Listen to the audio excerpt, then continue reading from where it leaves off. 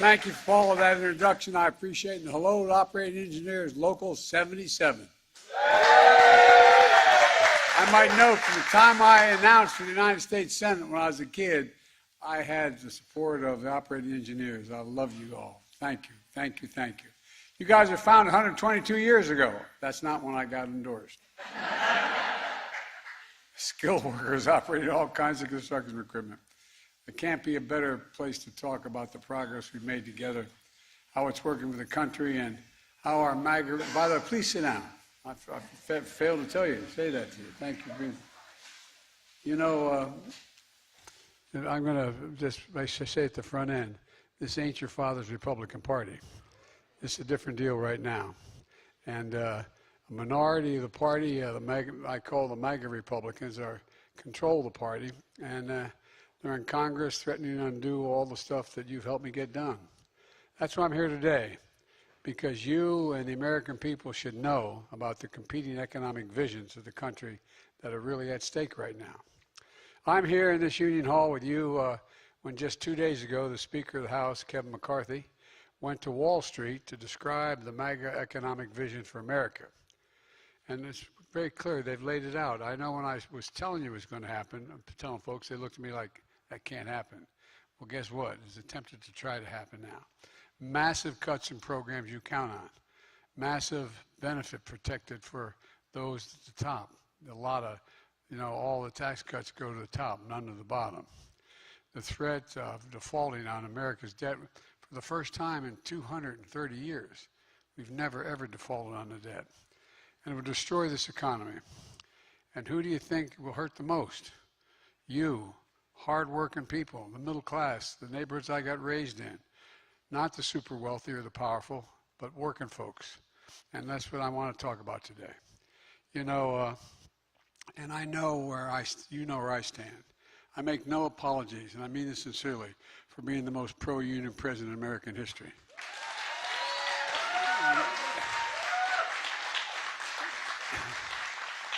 It's not just because I grew up with you all, it's because it's true.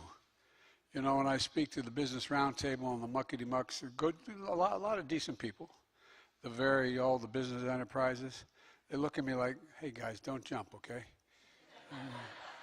But all kidding aside, they look at me like, why am I always talking about unions? I say because, they don't appreciate how damn hard you all work, how damn hard it is for you to be able to become something other than an apprentice. It takes 4 years to train an apprentice, just like going back to school. Tell business leaders all the time, I tell them, that I'm pro-union because union workers are the best workers in the world, and you are the best, not a joke. That's the God's truth. That is the God's truth. You're the best in the world. It's better long-term for them to hire you because you get the job done, you get it done on time, and ultimately it costs them less when they hire you. So I've said many times, Wall Street didn't build America. The middle class built America. And unions built the middle class. That's a fact. Unions. One of the reasons I ran for president was to rebuild the backbone of this country, the middle class. To grow the economy from the middle out and the bottom up, not from the top down. Because when the middle class does well, the poor have a ladder up and the wealthy do very well still. And we middle class, you get a shot. We do well as well. And that's a clear contrast to my friends on the other side of the aisle these days. Didn't used to be, but it is now. For decades, they've said that the best way to grow the economy is from the top down, trickle-down economics. Well, growing up, I didn't see a whole hell of a lot trickle down in our 3-bedroom house with 4 kids and my dad's kitchen table. You know what? Trickle down didn't work for us, and it didn't work for a long time. And by the way, it's not just what's been in the MAGA Republicans. For the last 3-4 decades, we've been losing ground. And, and it's hollowed out the middle class. Rewarding wealth, not work. Rewarding companies moving overseas because they get cheaper labor. Look at a lot of you know, maybe you come from neighborhoods and small towns, or like Scranton, Pennsylvania, where I came from, or Claymont, Delaware, where I came from, where there used to be a lot of pride because we had business, we had factories that were working, operating. In Scranton and Claymont, there were 4,500 steelworkers. There's none today. And not only do you lose the jobs, you lose a sense of pride. You lose a sense of who you are. You begin to wonder, does anybody see me? I mean it sincerely. Those of you from the Midwest, travel through the Midwest. The towns where they had a factory employing 600, 800 people. You lose it, and you lose everything. A lot of people get this, how many of your friends you know of around the country who've had this conversation? Their son or daughter finishes their education in high school and comes to mom and dad and says, Mom, I can't stay. There's no work. I got to move. I got to leave. And why these jobs go overseas? Because of cheap labor. Rather than making the product here in America, we made it overseas, leading to wider economic inequity. And along the way, losing something else, as I said, pride. Literally pride. It matters. My dad never went to college. My dad was a decent, honorable man, busted his neck. But here's my dad. He'd talk about, everybody deserves to be treated with dignity, with recognizing their self-worth. And I mean it sincerely. It's not a joke. This is something I feel in my gut, not just my heart. How many of you know what it's like growing up in a community where that factory does shut down, where the community gets hollowed out? It gets hollowed out, literally. Folks, trickle-down economics doesn't work. And together we've been doing everything we can to turn things around. And with your help, one of the first things we did was pass the American Rescue Plan with not one of the other team voting for it. It helped vaccinate our nation. It delivered immediate relief to folks who needed it the most to get our economy back on track. It put small businesses back in business, and it worked. It provided increased employment. And then I signed the bipartisan infrastructure law, making the case that to have the strongest economy in the world, we have to have the best infrastructure in the world. How in God's name can we lead the world with a second-rate infrastructure? The best roads, the best bridges, the best airports, the cleanest water, high-speed internet, and so much more. Can you believe that we used to be the best infrastructure rated number 1 in the world? You know where we're rated now internationally? We're rated number 13. 13 in the world. The United States of America is rated 13 in the world. And guess what? That's where you come in, to get us back on top. We've announced over 25,000 infrastructure projects so far. Over 4,500 cities and towns across the country, ranging from ports and airports, wind and solar projects. Operating engineers are going to be do the biggest groundbreaking for new and updated roads and bridges and so much more. Matter of fact, Lieutenant Governor always grabbed me for one bridge already. She grabbed me when I just walked in. There you are, Gov. I don't blame you.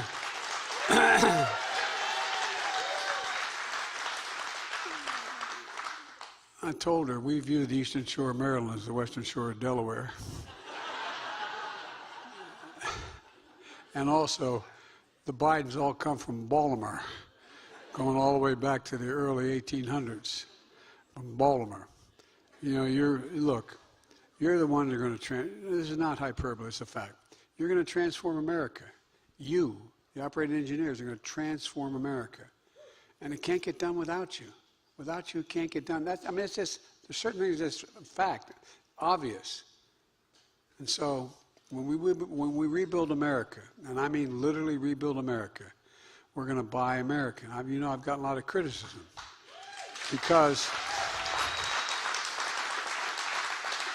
there was a law passed in the early 30s that said buy American, but no president's really paid much attention to it. What it means is the money that Congress gives me to allocate to spend on projects, whether it's a new deck of an aircraft carrier or building an interstate highway or a bridge, I get to say it has to be American products, American workers. Every federal project built by American workers using American products, creating American jobs, is what I've done since I become president. I announced, and by the way, it's consistent with international trading agreements. I announced new standards that require all construction material used in a federal infrastructure project have to be made in America. The lumber, the glass, the drywall, the fiber optics, so much more. And guess what? It creates jobs down the line. And here's something else. Decades ago, the United States used to invest over 2% of its entire gross domestic product, all the money we spend, on research and development. We led the world in research. Today, we invest less than 1%. We used to rank number 1 in the world in research and development. Now we rank number 9 in the world. How in the hell does that happen? China was number 8 decades ago. Today, they're number 2, and we're number 9. And a lot of countries are closing in fast. I don't want to wish any other country well, but we have the best scientists, researchers, and people in the world. How in God's name are we letting this happen? I'm serious. Think about it. That's why, with your help, I signed a law that initially when I suggested it, people thought, what are you doing? It's called the Chips and Science Act. Yes, sir. And guess what? I asked the CEOs of this company, and I've met with them all, you know, the Fortune 500 companies, and et cetera. I asked them, when the United States government invests in a considerable amount of resources in new industry, does that encourage or discourage private investment? To a person, everyone says it significantly encourages the willingness to bring private capital off the sideline. And that's how we bring new key parts of the supply chain back to American semiconductors. As all you know, these are small computer chips the size of the tip of my little finger.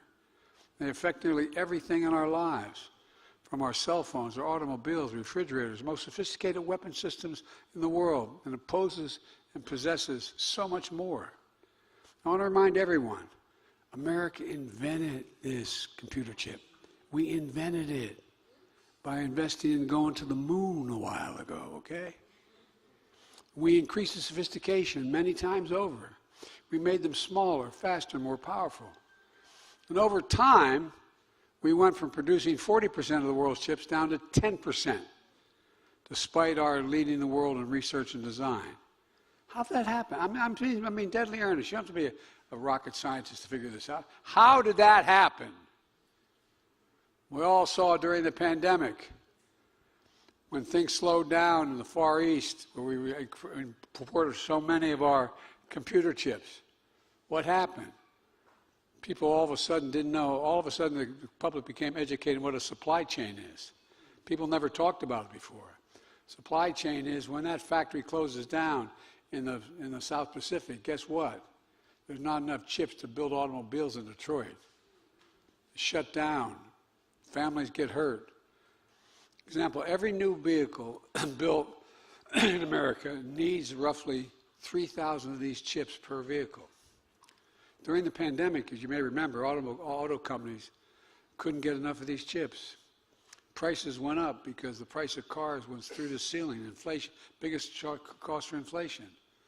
But now all over the country, companies are investing in America. Not just American companies, but foreign companies.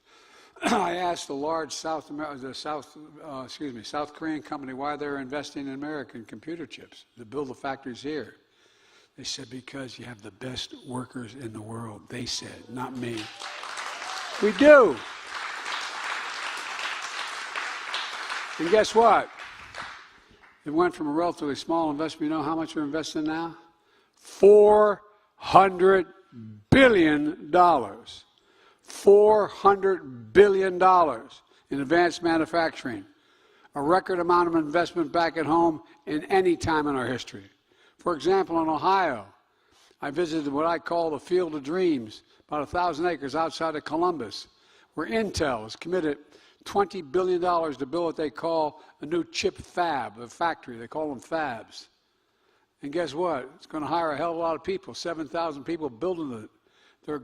And you're all going to get paid the prevailing wage at those. And by the way, and the other 5,000 people working full-time in these factories when they're built, and they're bigger than football fields, the size of these factories. Guess what? Average salary, $130,000 a year. And you do not need a college degree to have the job. Well, the same stories up in New York State, Texas, Arizona, Idaho. Jobs in both construction and operating these fabs. They're about the size, I said, of football fields. Jobs that pay an average of $130,000 a year permanent. Jobs that don't, as I said, require a college degree. It matters. Don't take my word for it. Listen to the recent headlines of the Wall Street Journal, not what I call a left-wing paper. It says, America is back in the factory business. That's the headline. Fortune magazine headline, Biden's massive manufacturing push is working.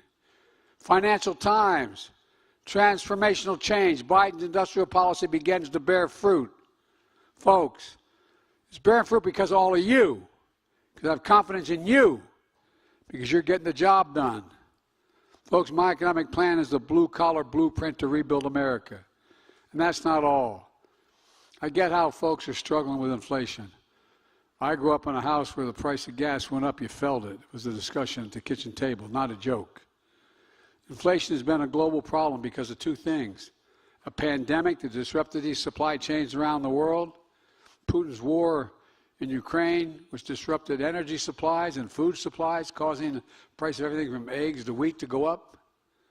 We have a lot more to do, but inflation has been coming down 9 months in a row. It's down 45%, and again, we have to do more. It's still a big problem. The way I think about it is the way my dad talked about it around the kitchen table. He said, how much are your monthly bills? How much do you have left to pay for all the necessities when you pay your major bills? And will there be enough at the end of the month just to have a little bit of breathing room, just a little bit of breathing room? Many of you have been through that. Well, that's why, with your help, I signed the thing called the Inflation Reduction Act. There's more than one way to bring down the cost of raising a family or controlling a household. That's all the other expenses. If you can bring them down, that aren't counted in inflation, bring them down, it reduces the pressure on you. Give it a little bit of breathing room. For example, Americans pay more for prescription drugs than any other advanced nation on earth. The same exact drug. You pay more in the United States, in France, Germany, England, wherever you go. I've been fighting for years as a senator and vice president to allow Medicare to negotiate the price of those drugs, to negotiate the price. Guess what? We allowed the Veterans Department to be able to negotiate price for the veterans, but that's been in place. But we've never allowed Medicare to do this. But finally we beat Big Pharma. We got it done again without a single Republican vote. Look, it's had a profound impact on so much more, and there's so much more to come. How many of you know anybody with diabetes? Okay, well, guess what? You're now paying $35 instead of $500 a month for that insulin.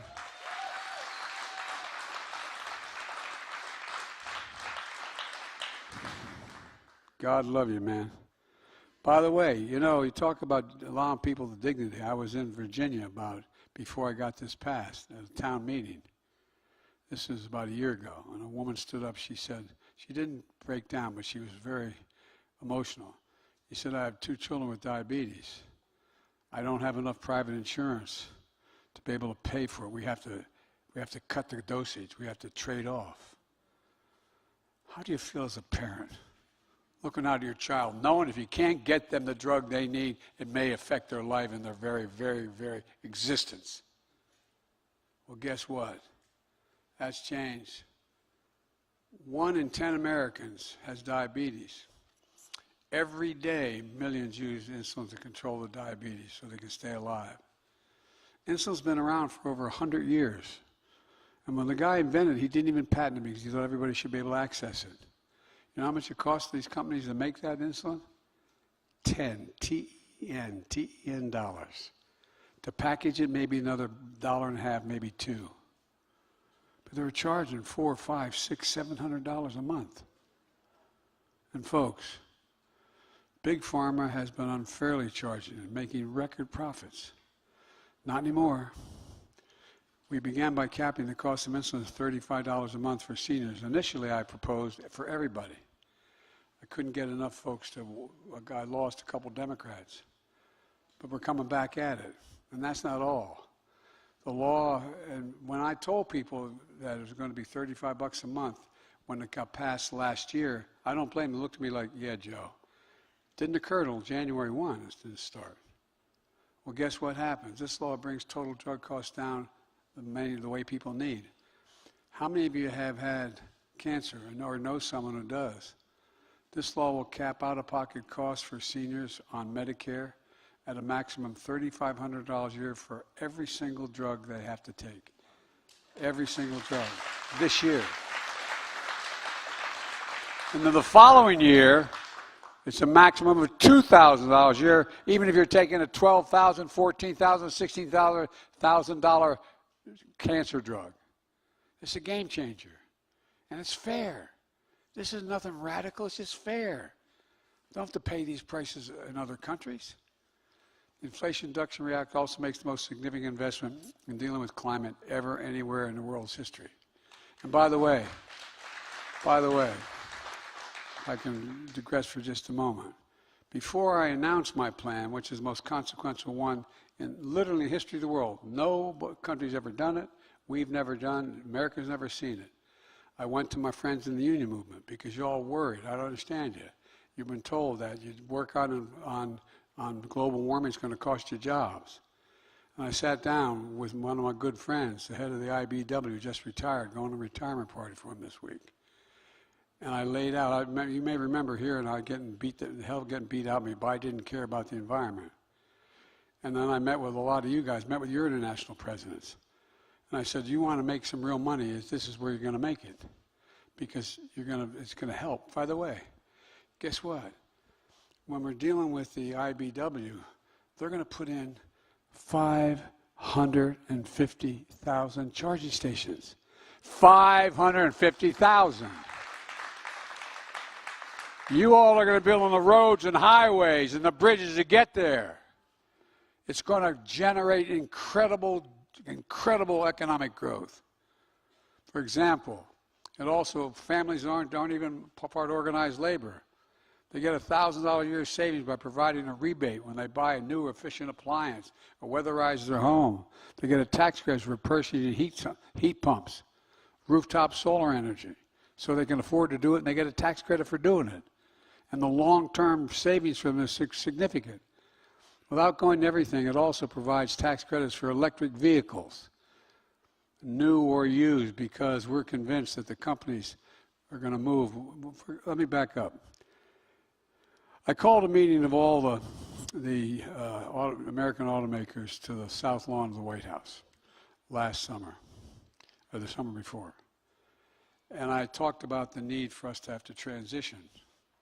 And at the time, Mary Barra, the president of General Motors, was suing the state of California because they said they had an air quality standard higher than the federal government. And the argument was they couldn't do that. Well, I got a call from her 4 or 5 days later saying I dropped the suit. We've decided we're going to go all electric by 2035. Guess what?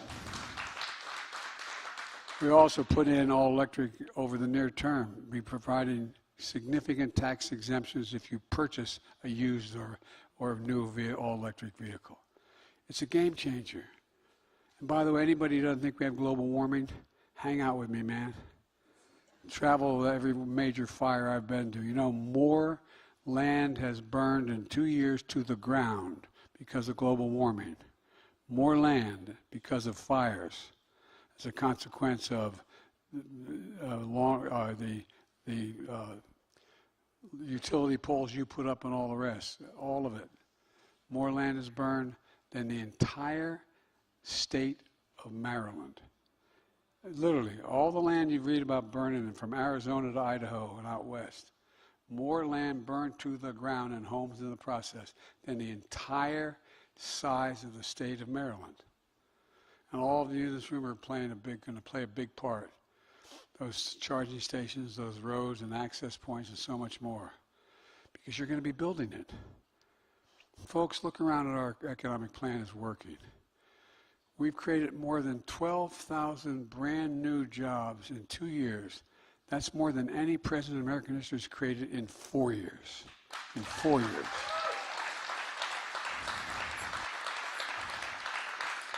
Unemployment is at 3.5%, near a 50-year low. And all for minorities as well. For African American unemployment is down low. Hispanic, across the board. Nearly 800,000 good-paying manufacturing jobs, the fastest growth in 40 years. Where in the hell is it written that says we can't be the manufacturing capital of the world again? I don't know where that's written. It's going to be us. You know this better than anyone. It's an all-time record for construction jobs. As I said, where's it written we can't manufacture more than anybody in the world? And by the way, we've made all this progress in a fiscally responsible way. All the talk of these guys, I'll get to this in a second, but how they're going to cut spending and the like. In my first 2 years in office, I brought the deficit down by a record $1.7 trillion. All we spent, still less than $1.7 trillion. Inflation Reduction Act is going to bring down deficits by hundreds of billions more in the decades ahead. And again, not a single Republican voted for it. Let me be clear again. Under my plan, no one earning less than $400,000 has seen nor will see, as long as I'm president, a single solitary penny raised in their taxes. Not a single penny. And we're able to make huge progress for the country by making the biggest corporations begin to pay their fair share. You all pay you pay more than your fair share. No, I'm serious. And by the way, I come from the corporate capital of the world. I was a senator for 36 years in Delaware. More corporations incorporated in Delaware than every other state in the union, okay? So I'm not one of these guys that corporations are all bad. They're not, but it's about time they start to pay their fair share. Let me ask you a question. Not a joke. How many of you think the tax system is fair in America? Oh, I'm serious. Guess what? You may remember my talking about when I first got elected. There were 55 of the Fortune 500 companies that made $40 billion in profit in 2020. And guess what?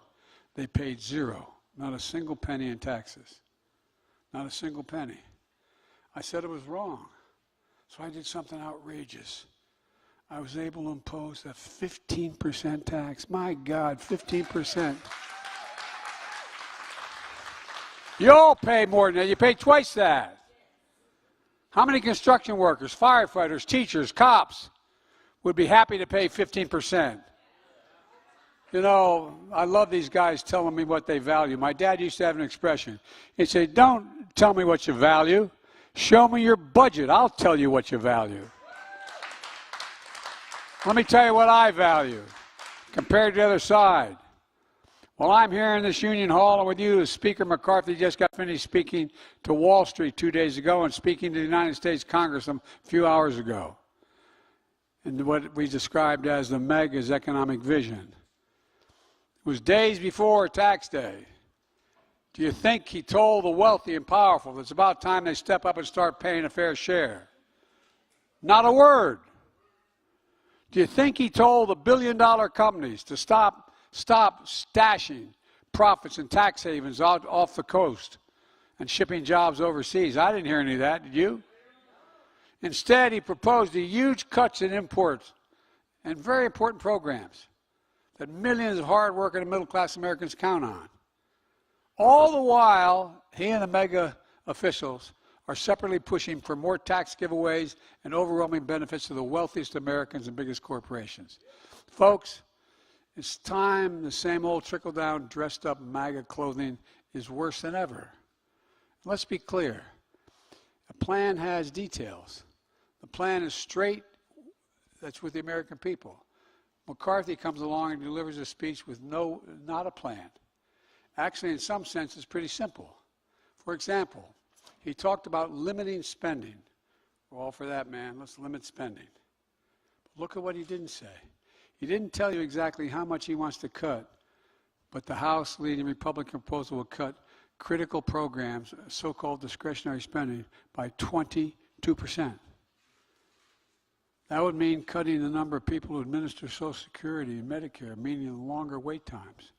Higher costs for child care, significantly higher, preschool, college, higher costs for housing, especially for older Americans, people with disabilities, families with children, veterans, 30 million fewer veterans outpatient visits, leaving our brave warriors to get checkups and mental health services and treatment and subsidies and substance disorders out in the cold. Tens of thousands of people suffering from opioid epidemic would be denied treatment they need for recovery. The MAGA 22% cut undermines rail safety, food safety, border security, clean air, clean water. It's not hyperbole, it's the fact. Just look it up. MAGA Republicans in Congress want to defund the FBI and the police. Talk about defunding. They don't like the FBI. Maybe arresting some of them. It's outrageous. I mean, think about it. Defund the FBI? MAGA Republicans in Congress have introduced a bill that could take food assistance away from as many as 10 million kids, people, 4 million children, and put them at risk of going hungry. The wealthiest country in the world. MAGA Republican Congress support cuts in Medicaid that could lead millions of people to losing their health care, including the working poor and people with disabilities. And here's the thing. Do these painful cuts actually help the deficit? Do they actually reduce cost? Well, honest answer is no.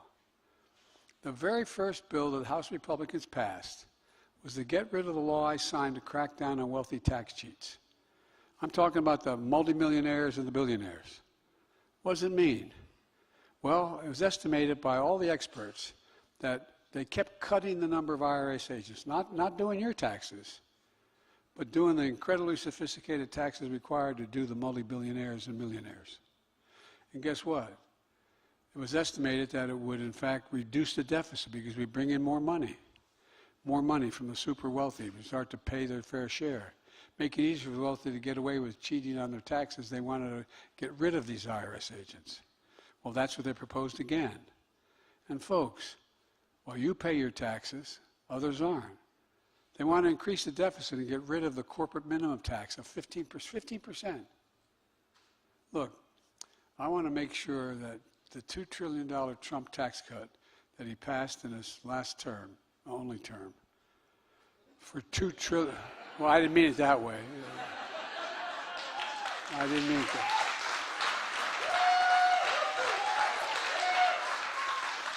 But they want to take that $2 trillion tax cut that overwhelmingly helped the super. I don't know how many of you guys benefit from that tax cut, to make it permanent. And that tax cut in the previous 4 years ballooned the deficit by over 40%. They want to continue it. And by the way, the tax cuts didn't help very much. Overwhelmingly benefit the wealthiest, the biggest corporations. The super wealthy families making more than, for example, $4 million a year got an average tax cut of $175,000. How much did you get? MAGA Republicans in Congress also want to repeal the Inflation Reduction Act, which will increase the deficit because right now, allowing Medicare to negotiate drug prices they have to pay to provide for prescription drugs for the elderly, guess what? That saves the government $160 billion because they're paying that much less and the people are getting the benefit. And by the way, the previous administration cut the number of IRS agents by reviewing these complicated tax returns. That was part of it as well. The Inflation Reduction Act gives the IRS agents the need to get the number of agents they need to get the taxes owed. It was estimated that it would recover over $100 billion in taxes owed if they were able to have these agents looking at them. And, you know, all of this reduces the debt that I proposed by $240 billion over the next 10 years. And the MAGA Republicans want to repeal it. Folks, that's the MAGA economic agenda. Spending cuts for working and middle-class folks, Americans, and tax cuts for those at the top of the pile. It's not about fiscal discipline. It's about cutting benefits for folks that don't seem to care much about. It's about finding ways to squeeze out more of America's middle class. They should be getting tax relief themselves, not the super wealthy. Imagine denying some veterans the Medicare they need, the medical care they need, so the big corporation can keep paying their taxes. I felt very strongly about the legislation we passed that affected the ability of us to take care of those folks who died as a consequence or sick because of burn pits. My son was one of those kids. Spent a year in Iraq. I've been in and out of Iraq and Iran, but Iraq, not Iran, I misspoke, Iraq and Afghanistan over 30 times. When I saw him when he was in Iraq, in Baghdad, he was less than a couple hundred yards from one of those burn pits. They're 10 feet deep, the size of a football field, and they burn everything in it, from jet fuel to toxic. A lot of you guys know folks who are firemen. How many people came back with cancer as a consequence of going to 9/11, and we finally took care of them? Well, I was determined to take care of these kids, and we got it passed. We got it passed. Imagine trading off less food inspections so the wealthy can have a giant tax cut. Imagine denying poor and disabled Americans on Medicaid, not Medicare, the treatment they need for asthma, diabetes, so the wealthiest Americans can keep cheating on their taxes. And by that, I'm saying every wealthy American cheats on their taxes. But we have 1,000 billionaires in America. You know the average tax rate they pay? 8%. 8%. I proposed a better way. How about starting with big oil? Guess what? We're still going to need some oil. But they made up $200 billion in profit last year in the middle of a global energy crisis because they weren't reinvesting in refineries. And they received in the process an additional $30 billion subsidy from the taxpayers. I'm going to cut those wasteful subsidies for big oil, saving taxpayers $30 billion. MAGA Republicans want to protect those subsidies for big oil. We just finally beat Big Pharma by giving Medicare the power to negotiate lower drug costs. I want to keep going. MAGA Republicans in Congress want to hand Big Pharma back in power. Just think about it. We have now about 1,000, as I said, billionaires. Their average tax is 8%, as I said. It's wrong. That's why I proposed a billionaire minimum tax. No billionaire should be paying less of a tax rate than a school teacher or a firefighter.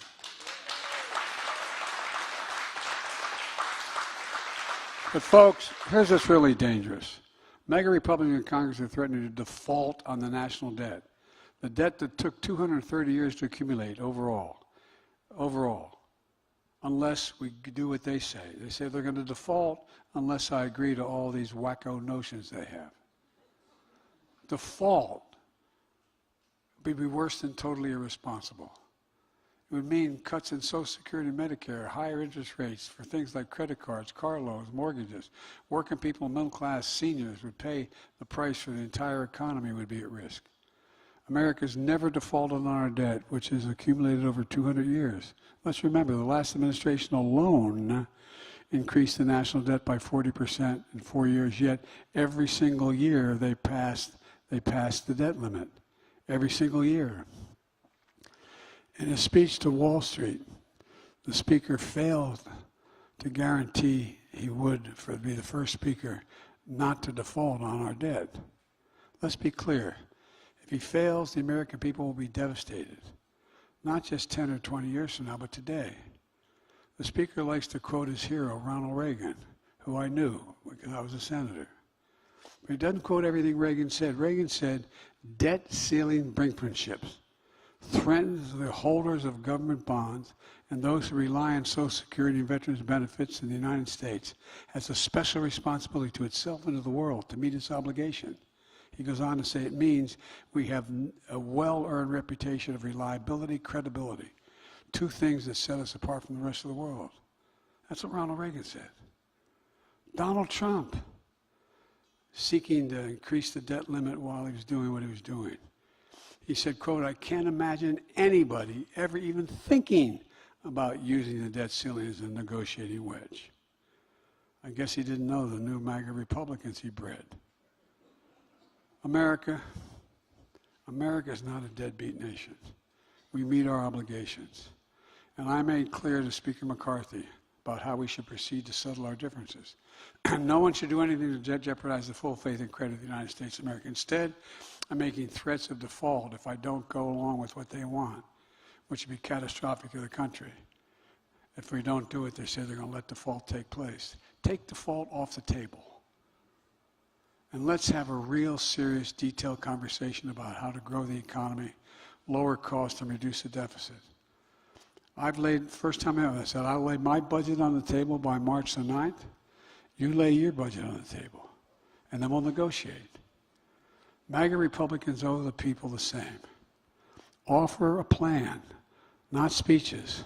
Offer a budget that levels to the American people exactly what you intend to do and how you're going to cut. What tax giveaways you plan to extend to the super wealthy. What it means for the deficit. Let me close with this. My economic plan for the middle class is transforming our economy to be stronger, fairer, more innovative, more competitive. That's where all of you come in. Without you, we can't rebuild America. And again, that's not her purpose. We cannot rebuild America without you. You're part of the bold plan to invest in America that I have. In all of America, including the places and people who have been forgotten. You build the roads, the bridges. You're going to take all those lead pipes out of our system, make it safer to generate economic growth for the country. You got more to do, but we made a lot of progress, and we just got to keep it going. Because of you, we're on the move. I can honestly say, and I mean this, I've been doing this a long time, but I've never, ever, ever been more optimistic about America. We just have to remember who we are. We are the United States of America. There is nothing beyond our capacity. Nothing we've ever set our mind to, we've not been able to do when we've done it together. So God bless you all. May God protect our troops. Thank you so much.